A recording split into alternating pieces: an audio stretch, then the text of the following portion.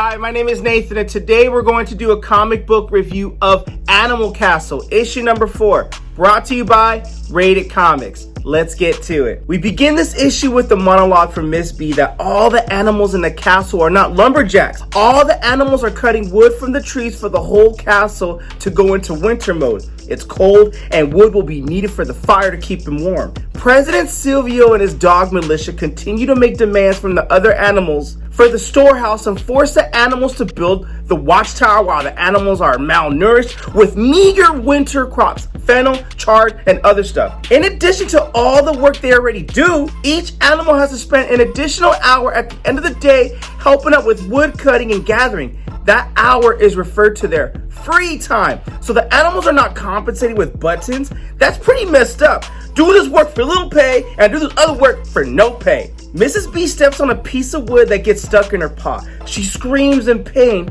and denies any setback to dog number 1 when he asks her about it. No problems at all, and all is good, says Mrs. B. The dog reminds her in a sinister way that she has to keep working because it will be sad if her mother could provide for her kittens. Many those who don't fulfill their wood duty can't buy any wood to stay warm. She walks away as the blood from her paws stain the snow. In this panel here, the animals wait in the blistering cold for wood and payment for days' work. Mrs. B fulfilled her duties and the hour of free time. She's asked by the cock or chicken, damn, I want to fry it and I want to eat it. And the chicken asks Miss B what she would like from the storehouse. 3 rations and a log, says Miss B. Miss B is told that she is a button short, and because of that, she has to settle for a twig. Ain't no credit around here. I suppose it is what it is. Now we get to see where the animals bring the logs to which is the general collection area. They group together for additional body heat to stay warm. That's a great way to show how cold it is to these animals, and you just get the feeling of dread and defeat. Caesar, the rabbit, is asked, or rather told, to leave because he hasn't brought any logs to contribute to the heat. Despite him telling the turkey that the kids are asleep, Mrs. B's kids that is, it doesn't matter, it's survival and everyone's got to earn their warmth, so to speak. Mrs. B throws in her twig as contribution to the fire, but that obviously won't be enough. Argument erupts, and afterwards they realize they can go back home and take care of the other business. You know, slave by day and fight for freedom by night. From the previous issue, the animals hit the bucket with Silvio's head painted on it, mocking Silvio and keeping their spirits up. Number 1 comes in and doesn't appreciate the other animals mocking the president, and laughing is not allowed. Laughing's not allowed, says Miss B. Number 1 puts her under arrest for 2 nights in the cell. The other animals come to her defense and tell number 1 that they all hit the bucket and laugh, so you got to put all of us under arrest. This is where Mrs. B shines right here. She tells number 1, what will you tell our beloved president when he learns that a significant number of his best workers are missing and wood collecting along with other work on the tower will be late, all because of a little bitty bucket? Well, damn, if you put it that way, he is put in between a rock and a hard bucket. I know that ain't the same, but you get my drift. So number 1 is left with no choice but to arrest the bucket and put the bucket in jail. You go, bucket! This is kind of funny. The president awakes from his rest, and number 1 tells Silvio that the animals mocked him last night. When asked what did he do about it, he responds with, well, I arrested the bucket, sir. That's funny. And Silvio is informed of another act of defiance. Daisy, called back to issue number 1, is drawn in the snow. Hey, Daisy, not the geese Daisy. Silvio's ego and pride is not having none of this bull jive, and he wants action to be taken. Under pressure, number 1 says he'll arrest all the animals and send them to the stake. We know as the reader that's not a very good idea. You can't kill off all the help, especially with the barter exchange going on too. The number 2 dog proposes something else. He proposes that the animals need to be watched more closely and they all need to wear collars with bells on them. Definitely invasive, and Silvio likes it, if not loves that idea. The next day, the Republics try to pass all these collars with bells onto them as a gift from the Republic as a testament of devotion. And if you're caught not wearing it, you will be executed on the spot. Mrs. B refuses, and number 1 tells her to lower her gaze or he'll have kitten dinner tonight. Well, damn, if you put it that way. The animals from the previous issue who seem to be on the fences about the revolution is obviously livid about wearing bells and blames Miss B for it. He comes off he's not on the side of the revolution, but perhaps maybe on the side of President Silvio. But they want to escape the grasp and the tyranny of Silvio and tell Mrs. B that they're in and where should they meet because they want in on this revolution. They want to end the tyranny. Mrs. B goes to Azalar and shares the great news that more animals are joining the cause, but at the same time, hitting buckets and enjoying daisies at night is not going to work anymore because of these damn bells that they got to wear. Caesar thinks he won the bet with Alzalar. You can check out the previous issue from the story on that. But Alzalar has a plan for the collars with bells. He tells them they're going to have to fight in the open and not in hiding anymore. Bring injustice in the open, other animals are going to have to join. The question is, how do you unite the animals with collars and bells mandated to be worn at all times? The cause Alzalar proposes that will unite the animals is Silvio and gang kick rocks and they empty the storehouse and divide everything equally, wood and all. They know they can't win violence with this, and everyone needs to be on the same page. All animals is on the cause have to resist anger, hate, and the burning desire for vengeance. If crime or violence bring animals together, then they risk the worst. I like where this is going. So when Miss B calls a meeting with the animals in the shed and she reveals the plan about bringing down Silvio peacefully, well, let's just say the animals are like, hell no, we want blood, claws, and jaws being used to get our freedom. We done with this stuff.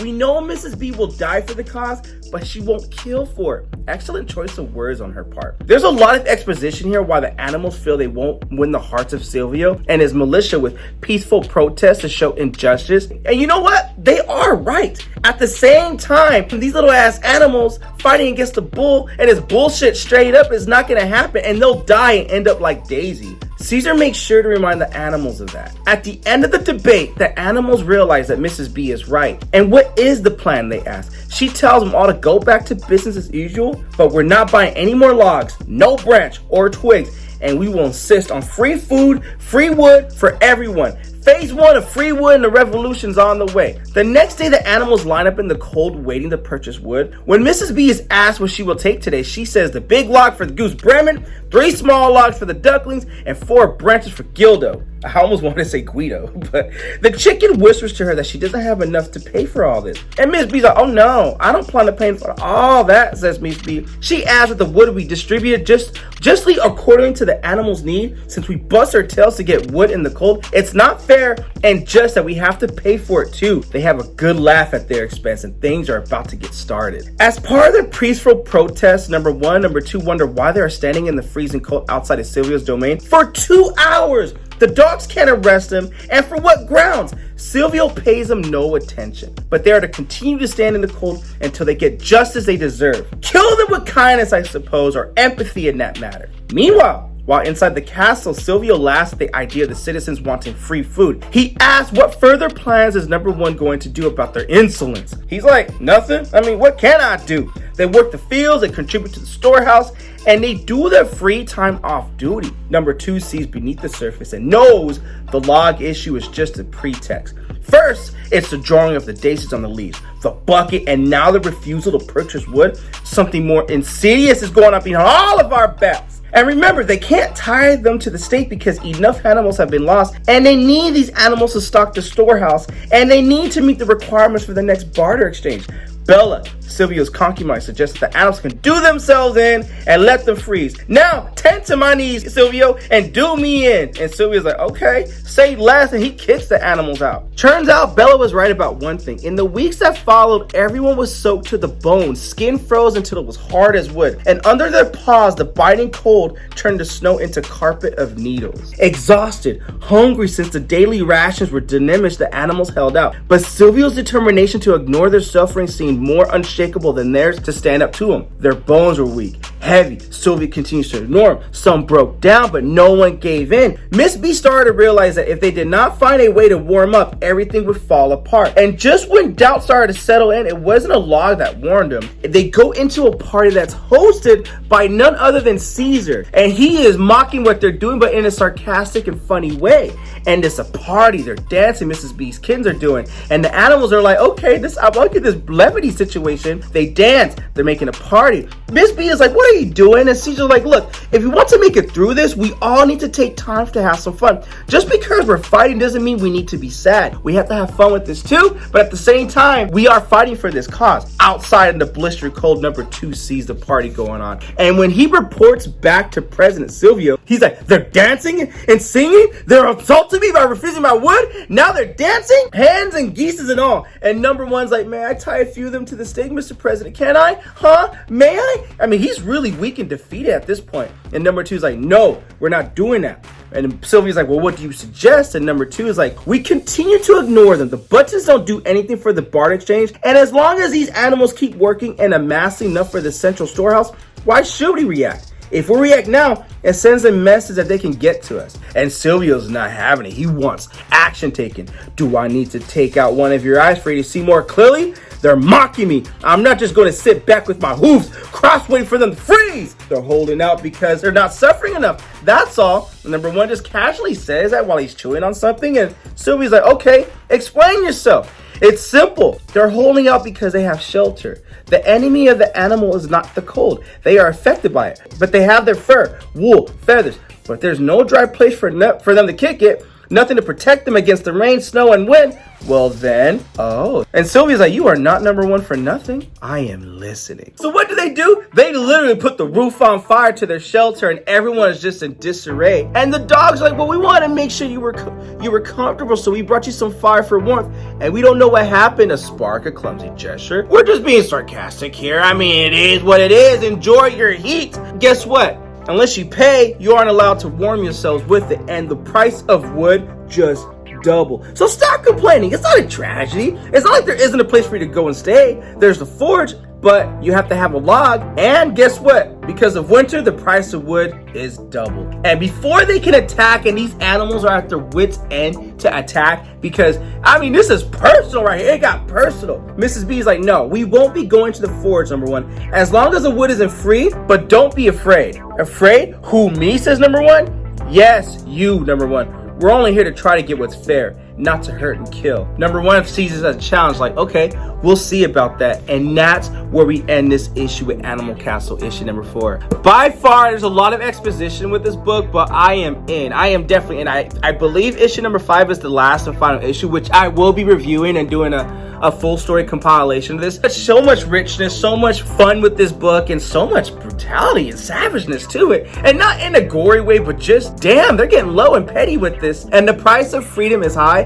but man, is it worth it to them. And I'm looking forward to see how this issue ends. With that being said, Animal Castle, issue number 4. What you guys think of the comic book? Comment below, let me know. And also link in description if you wish to add this comic book to your comic book collection. If you like the content we're throwing up, you know what to do. Don't be shy and don't be stingy. Here at Rated Comics, we do awesome comic book reviews, comic book related content with the occasional comic book giveaway. Thanks again for watching. Until next time.